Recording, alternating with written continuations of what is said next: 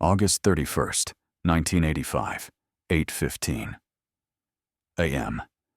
LAPD Detective Gil Carrillo stood in the bedroom of a modest ranch house in Mission Viejo, California, staring at something he'd never seen in 20 years of homicide investigation.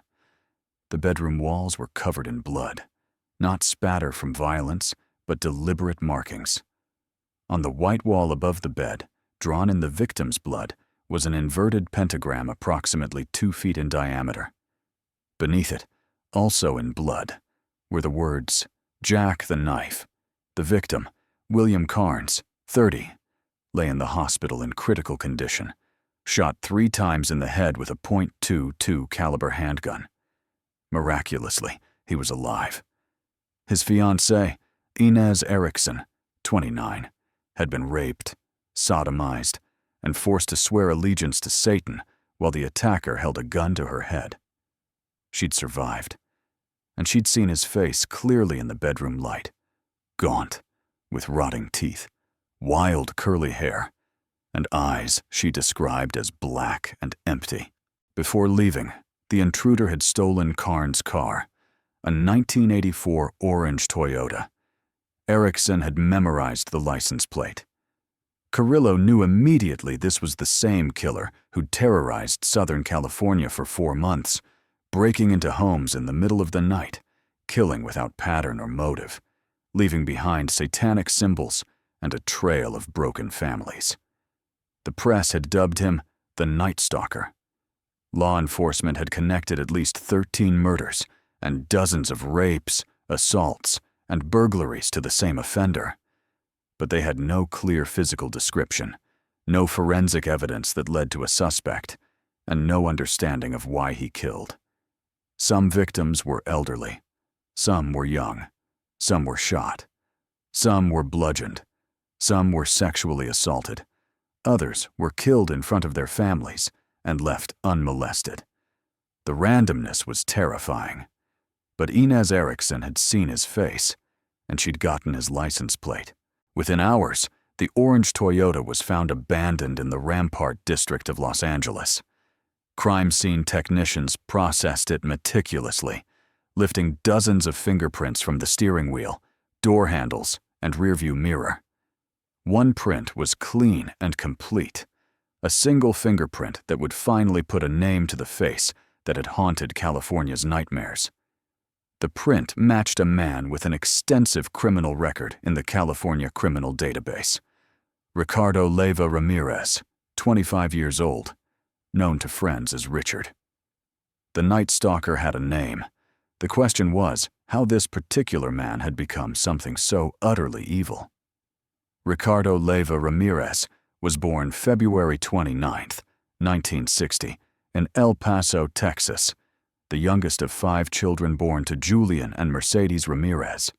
His father was a former Mexican policeman who worked for the Santa Fe Railway, a violent man who beat his children regularly.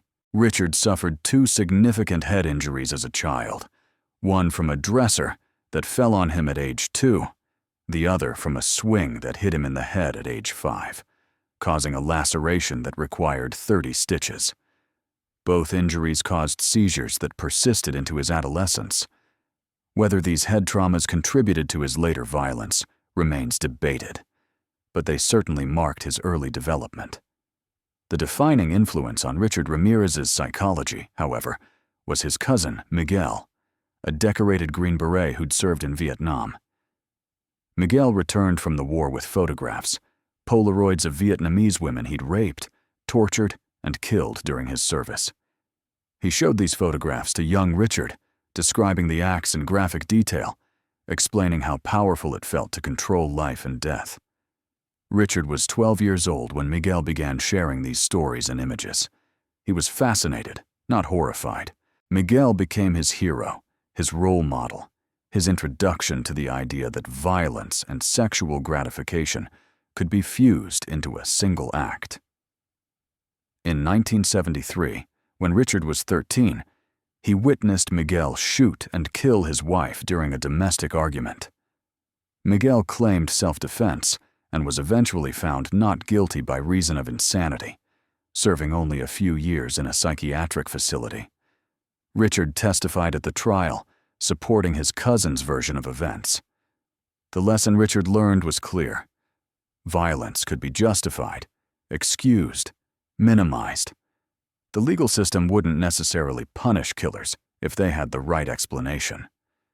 By his mid-teens, Richard was using marijuana and LSD heavily, breaking into homes to steal valuables, and developing an obsession with Satanism and the occult. He read Anton LaVey's Satanic Bible repeatedly, adopting its philosophy of self-gratification above all else, of the strong dominating the weak, of traditional morality being a fiction designed to control the powerful. He listened obsessively to the heavy metal band AC/DC, particularly their album Highway to Hell and the song Night Prowler, which described a predator entering homes while victims slept. Richard saw himself in that song. He believed he was becoming something beyond human, a Night Stalker, a predator, a servant of darkness. He dropped out of high school and moved to California in 1982, settling in Los Angeles. He supported himself through burglary, stealing to fund his escalating drug use. He was arrested multiple times for theft and drug possession, but served minimal jail time. He lived in cheap motels in the Tenderloin district, a transient with no family connections, no stable relationships, no ties to the community. He was invisible, exactly the kind of person who could disappear into a city and operate without anyone noticing his absence or presence. His drug use became severe. He was consuming cocaine daily, sometimes staying awake for days on end, hallucinating, paranoid, disconnected from reality. But he wasn't psychotic in the legal sense. He knew right from wrong. He planned his crimes carefully. He chose vulnerable targets. He brought weapons. He took precautions to avoid detection. The drugs didn't make him kill. They lowered inhibitions that were already minimal, removed the final barriers between fantasy and action. By early 1984, Richard Ramirez had decided that breaking into homes to steal property wasn't enough. He wanted more. He wanted power. He wanted to inflict suffering. He wanted to become the Night Prowler from the AC/DC song. His first confirmed murder occurred on June 28, 1984. Jenny Vinquo, 79, was asleep in her apartment in the Glassell Park neighborhood of Los Angeles when Ramirez entered through an open window. He sexually assaulted her, then slashed her throat so deeply he nearly decapitated her. He ransacked the apartment, stole valuables, and left through the same window. The murder was brutal, but appeared isolated. An elderly woman killed during a burglary. Detectives had no leads. The case went cold. Ramirez waited nearly 9 months before killing again. During that cooling-off period, he continued burglaries, drug use, and satanic rituals. He later claimed he was preparing himself psychologically, desensitizing himself to violence, building towards something greater. On March 17, 1985, he broke into a home in Rosemead and shot Maria Hernandez, 22, in the face with a .22 caliber handgun as she arrived home. The bullet ricocheted off her car keys, saving her life. Ramirez entered the house and found her roommate, Dale Okazaki, 34, hiding in the kitchen. He shot her in the forehead, killing her instantly. Within an hour, he'd driven to Monterey Park and shot Tsai Leon Yu, 30, out of her car, killing her. 2 murders in one night, both seemingly random, both with a .22 caliber weapon. The pattern, if it could be called a pattern, was chaos. On March 27th, he broke into a home in Whittier and bludgeoned Vincent Zazzara, 64, to death with a hammer, then shot his wife Maxine, 44, 3 times. He mutilated her body after death, removing her eyes and taking them with him as trophies. On May 14th, he broke into a home in Monterey Park and beat William Doe, 66, to death, then raped and beat Douai's wife Lillian, who survived. On May 29th and May 30th, he attacked 2 more families, bludgeoning, shooting, raping, sometimes killing everyone in the house, sometimes leaving survivors for reasons that made no sense. Investigators were overwhelmed. The crimes occurred across multiple jurisdictions: Los Angeles, Monterey Park, Whittier, Burbank, Arcadia, Sierra Madre, Monrovia. The victims were different ages, different ethnicities, different economic backgrounds. The murder methods varied: gunshot, bludgeoning, stabbing, strangulation.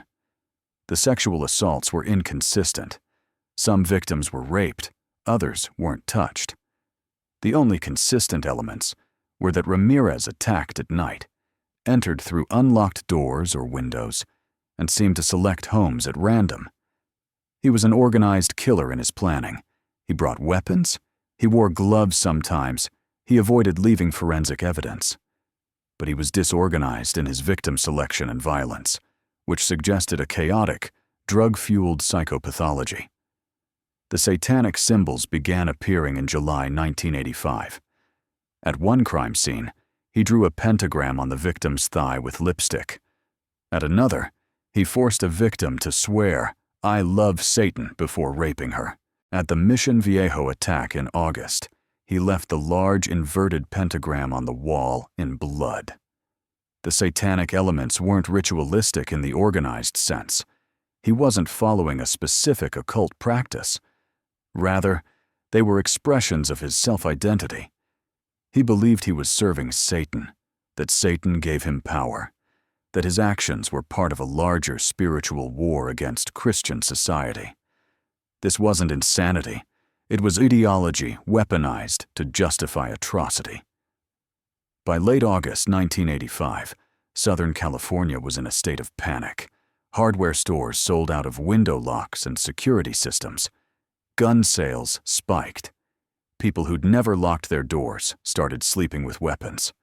The media coverage was constant and sensational. The Night Stalker was everywhere and nowhere, a faceless killer who could strike any home, any family, any night. Law enforcement formed a multi-jurisdictional task force, pooling resources and information, but they still had no clear suspect. Then came the Mission Viejo attack and the recovered fingerprint.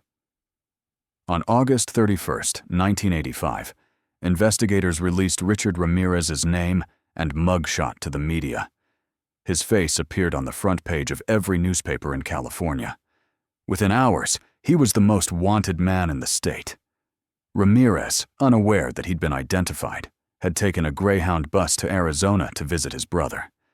When he returned to Los Angeles on August 31st and saw his face on newspaper front pages at a convenience store, he realized he'd been caught. He ran. He tried to steal a car in East Los Angeles. The owner fought back. Ramirez fled on foot through residential neighborhoods, jumping fences, running through yards. Residents recognized him from the news coverage. They chased him. A group of men cornered him, beat him with a metal fence post, and held him until police arrived.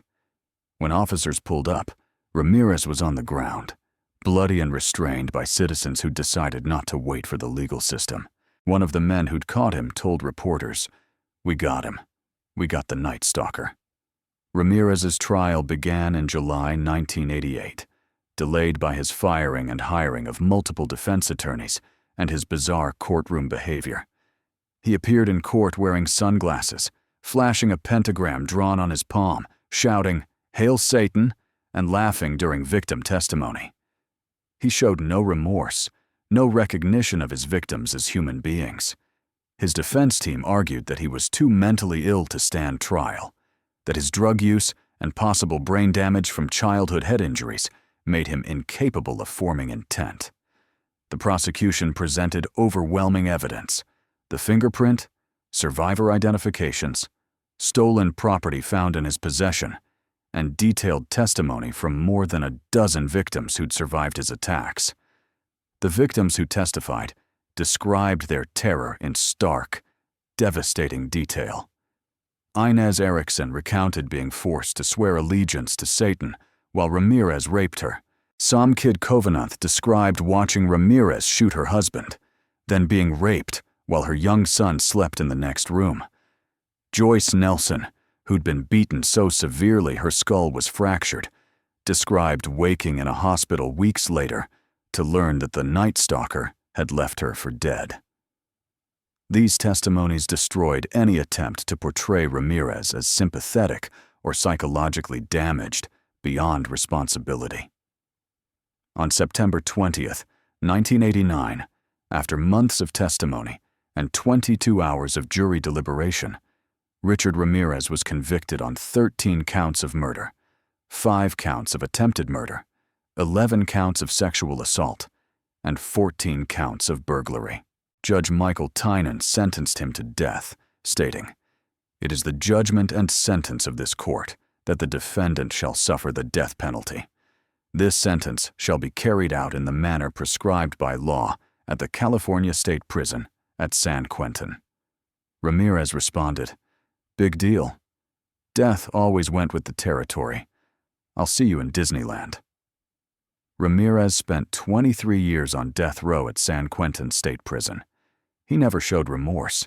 He gave interviews claiming he was a servant of Satan, that his victims deserved their fates, that he'd killed more people than he was convicted for.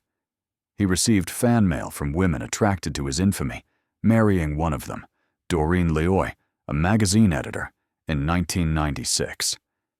The marriage lasted until 2009, when Leoy reportedly left him after he was connected to the murder and rape of a 9-year-old girl in 1984, a crime he'd never been charged with during his original trial. On June 7, 2013, Richard Ramirez died from complications of B-cell lymphoma at Marin General Hospital, where he'd been transferred from San Quentin. He was 53 years old. He died of natural causes, never executed, having spent more than 2 decades appealing his death sentence. Victim families expressed frustration that he'd escaped the death penalty through illness, that he'd been allowed to live decades longer than the people he'd murdered. The Night Stalker case fundamentally changed how Americans thought about home security and random violence. Prior to Ramirez, most serial killers targeted specific victim types: prostitutes, hitchhikers, runaways, people on the margins of society. Ramirez targeted everyone: elderly couples, young families, single women, wealthy neighborhoods and working-class areas. No one was safe. The randomness was the terror.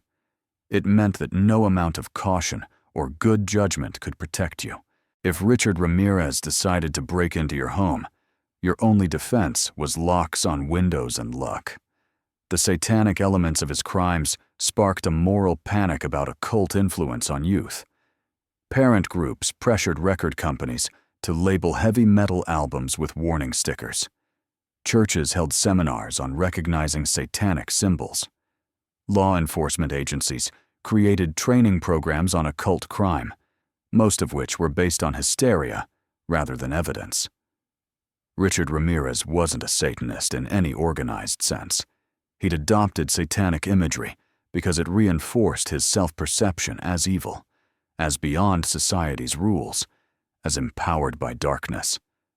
The Satanic Bible he read wasn't instructions for murder. It was a philosophy of radical selfishness that he used to justify impulses he already had. Psychologists who studied Ramirez identified him as a classic disorganized serial killer with antisocial personality disorder and possible borderline personality disorder. His childhood abuse, head injuries, and exposure to violence through his cousin Miguel created a foundation for violent behavior. His heavy drug use disinhibited him.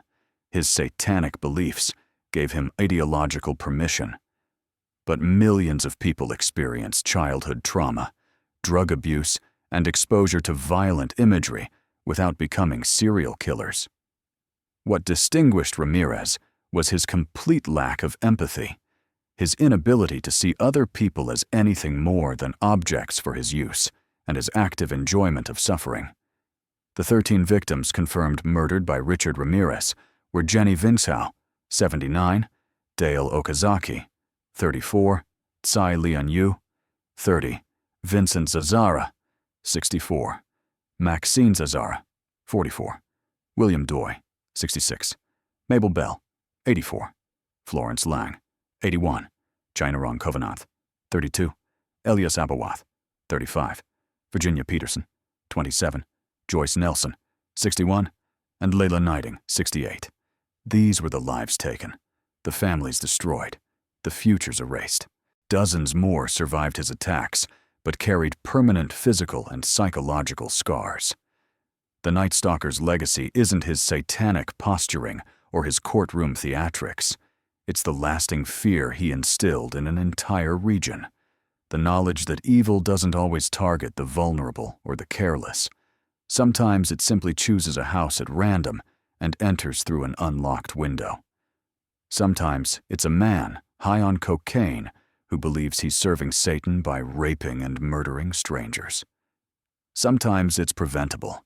If someone had intervened with the troubled teenager obsessed with violence, if Miguel Ramirez had received proper treatment for his war trauma instead of glorifying his atrocities to a child, if Richard's early crimes had been treated more seriously. But those interventions didn't happen, and 13 people died because a broken man with a satanic delusion decided that other people's lives were his to take. Richard Ramirez died in prison, but the Night Stalker remains a cultural symbol of random violence and evil without pattern or logic. The inverted pentagrams he left behind weren't profound symbols. They were the markings of a man trying to convince himself he was more than a coward who attacked sleeping families. The satanic rhetoric wasn't ideology, it was excuse. And the 13 people he murdered weren't sacrifices to darkness. They were human beings who made the simple mistake of leaving a window unlocked, of living in a house Richard Ramirez happened to notice, of existing in the path of a predator who valued his drug-fueled fantasies more than their right to live.